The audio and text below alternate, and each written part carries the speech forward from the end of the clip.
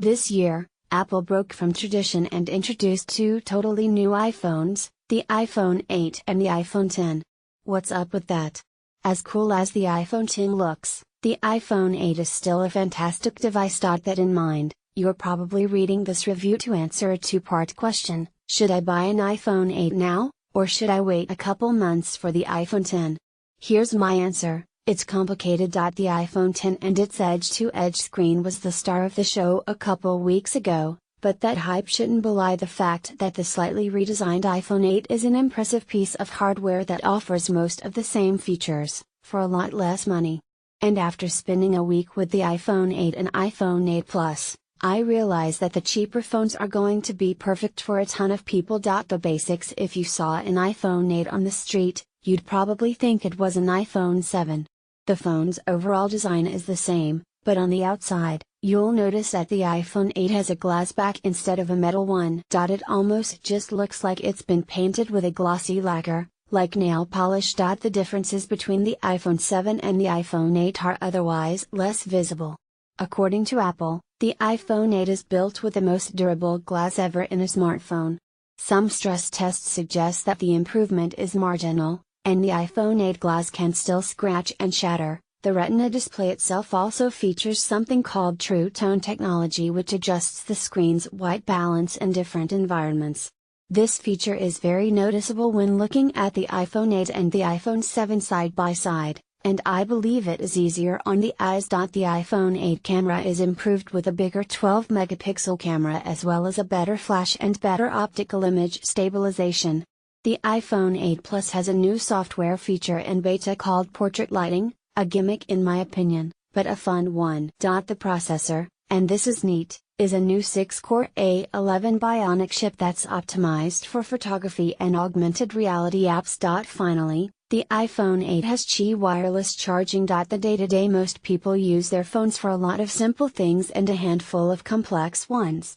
You probably text a lot, check your email, and make actual phone calls. Quick note: Apple has admitted that there's a problem with crackling noise when taking calls through the earpiece, but a fix is on the way. You probably use fairly basic apps for stuff like social media, banking, or reading the news. You take photos and the occasional video. And you might play some games that require some heavy lifting on the processor's part. If you're currently using an iPhone 7 or any recent flagship Android, you probably won't notice much of a difference in how the iPhone 8 handles these day-to-day tasks.